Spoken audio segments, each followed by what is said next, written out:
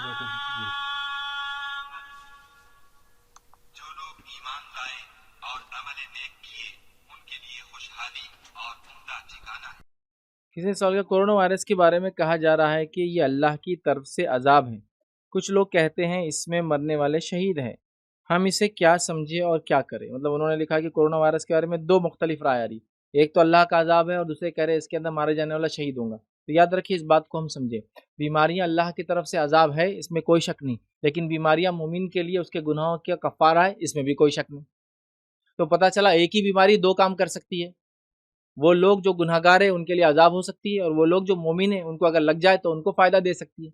जैसा कि जामे तिरमिज़ी की रिवायत है, नबी अकरम सल्लल्लाहु अलैहि वसल्लम फरमाया कि मोमिन को तकलीफ़ें आती है, आजमाइश आती है, उसकी जान में, उसके माल में इतनी आजमाइश आती है कि एक वक्त आता है कि जब अल्लाह के पास हाजिर होगा तो उस पर कोई गुनाह बाकी नहीं रहता। याद रखिए। तो इससे पता चला कि हमारे ऊपर आने वाली मुसीबतों की वजह से हमारे गुनाह माफ़ किए जाते हैं। आप समझ रहे बात? तो लिहाजा एक ही चीज़ दो काम कर सकती है। मतलब एक ही बीमारी, एक ही हवा, एक ही आंधी, एक ही तूफान, एक ही बाढ़, एक ही जलजला, समझ रहे आप, दो काम कर सकता है।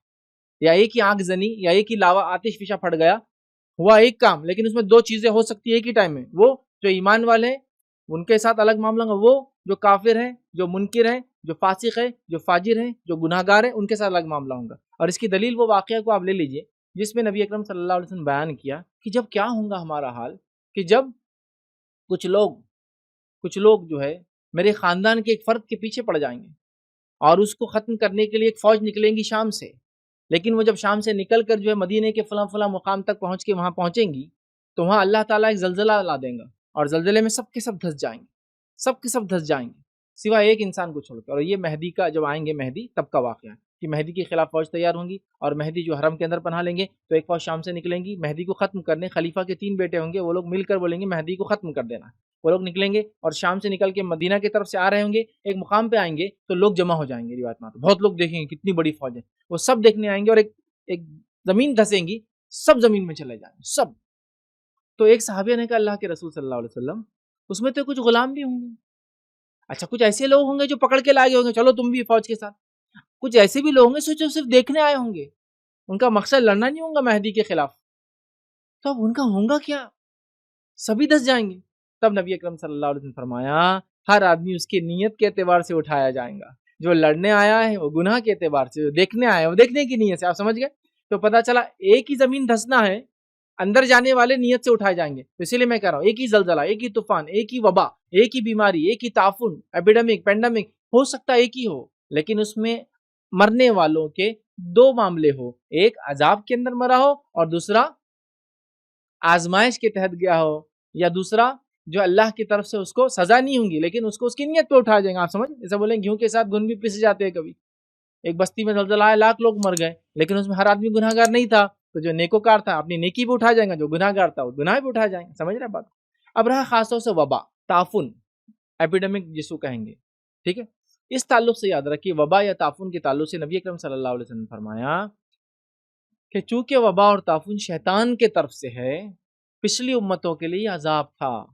और फिर फरमाया इस उम्मत के लिए, मेरी उम्मत के लिए, ताफुन में जो इंतकाल कर जाएगा, वबा के तहत जो मारा जाएगा, वो शहीद होगा। देखिए उर्दू ज़बान में ताफुन और वबा कॉमनली यूज होते हैं, एक ही साथ एक ही चीज़ के लिए इस्तेमाल होते हैं, इसलिए मैं ये अल्फाज कह रहा हूँ। जबकि ताफुन और वबा अरबी में दोनों का मीनिंग अलग होता है थोड़ा थोड़ा, ठीक। बहरहाल, तो जो भी ताफुन में मारा जाएगा इस उम्मत का, वो शहीद कहलाएंगा। तो अभी भी जो लोग कह रहे हैं कि कोरोना वायरस अजाब है, हाँ, उन लोगों के लिए जो गुनाहगार, नाफरमान वगैरह है। और ये हो सकता है कि इशारा भी हो, जिसको बीमारी हो जाए वो अल्लाह से तौबा कर ले और ज़िंदगी बदल ले, बदलने के बाद इंतकाल करे, तो जाहिर सी बात है कामयाब हुआ। बीमारी लगने के बाद सब्र कर ले, ज़िंदगी बदल ले और बच जाए, और बात की ज़िंदगी भी चेंज करके चले, फ़ायदा हुआ, तो बीमारी ने उसको फ़ायदा दे दिया। और ऐसा भी हो सकता है ये अजाब हो। तो कोरोना वायरस अजाब भी हो सकता है कुछ लोगों के लिए, कोरोना वायरस आजमाइश भी हो सकता है कुछ लोगों के लिए, याद रखिए। अब कैसे पता चले? और जो इसमें मारा जाएगा, नेक इंसान मारा जाएगा, तो ये शहीद कहलाएगा, चूँकि इस उम्मत के लोग जो वबा में मारे जाएंगे, ताफुन में मारे जाएंगे, प्लेग जिसको कहते हैं, एपिडेमिक जिसको कहते हैं, उनके ताल्लुक से आपने कहा वो शहीद होंगे, चूँकि वबा और ताफुन शैतान की तरफ से होता है, और शैतान की तरफ से होता है। तो इस उम्मत के लिए जो इससे मारा जाएगा वो शहीद होगा। ये भी उसकी नीयत और उसके नेक होने पर है। नेक होगा तो शहीद होगा, बुरा होगा तो अजाब में मारा जाएगा, ऐसा होगा, ठीक है। और इस मामले में याद रखिए, जब कोरोना वायरस शुरू हुआ لوگوں نے بڑے دھڑلے سے ویڈیو بنائے، چائنا پر عذاب، چائنا پہ عذاب، چائنا پہ عذاب، حالانکہ تب بھی جو ہے میں نے احتیاط کی اور میں نے یہی کہا تھا اس سے مومنوں کو بھی یہ چیز ہو سکتی ہے۔ اب اگر سعودی میں کوئی مر جائے تو کیا بولیں گے؟ سعودی پہ عذاب، کویت میں عذاب، بحرین میں عذاب، انڈیا پہ عذاب، پاکستان میں عذاب، مر رہے ہیں نا لوگ اس۔ نہیں، ویسا نہیں ہے، اس لیے میں نے شروع میں کہا بیماری ہے۔ ہاں، جن لوگوں پر آئی ہے اگر وہ نیکوکار تھے تو یہ آزمائش تھی، اور اس کے اندر اگر وہ مبتلا ہوتے ہیں تو ان کو اجر ملے گا، بچ جاتے ہیں تو بھی اجر ملے گا، مر جاتے ہیں تو بھی اجر ملے گا۔ اور اگر گناہ گار تھے تو زندگی بدل لیتے تو اجر ملے گا، زندگی نہیں بدلتے مر جاتے اس میں تو سزا تھی ان کے لیے، آپ سمجھ رہے؟